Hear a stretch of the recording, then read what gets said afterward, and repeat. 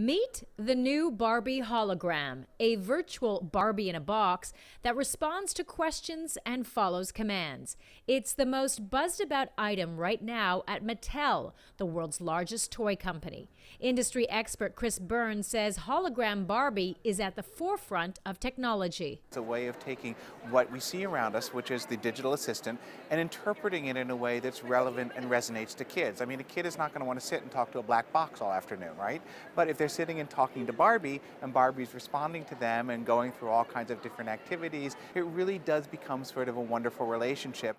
It's a relationship that few middle-class kids are likely to experience, as the price tag is expected to be high, under $300.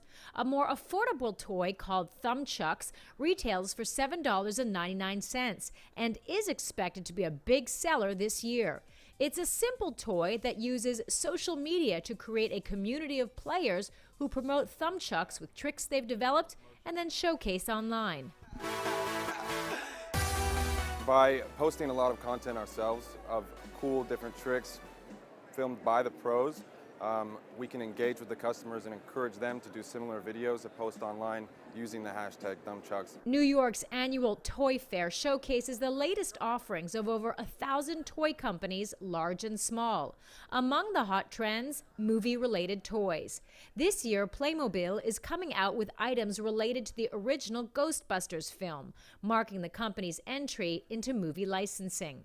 Lego has 13 sets for the new Batman film and some for the upcoming Cars 3 movie. Lego's Boost, a robotics program that lets you interact with a hissing and purring cat, is expected to be a hit.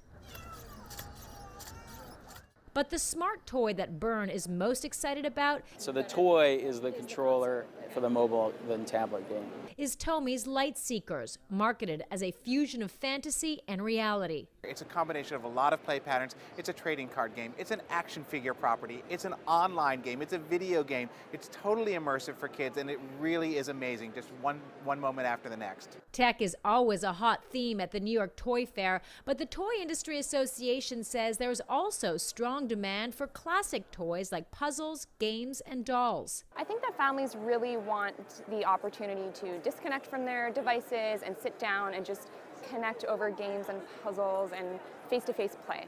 The global toy industry, with revenues hovering at around $84 billion in 2015, is truly international. The United States is the industry's largest market, but the majority of the toys Americans consume are manufactured abroad, with China being the world's biggest exporter, accounting for almost $43 billion worth of toys. Burns says the Trump administration's talk of tariffs on imports has put the industry on edge. There is virtually no domestic toy manufacturing in the U.S. We are an interdependent global business. So to add those tariffs is to increase prices by whatever percent the tariff is, and that's going to be passed on to the consumer.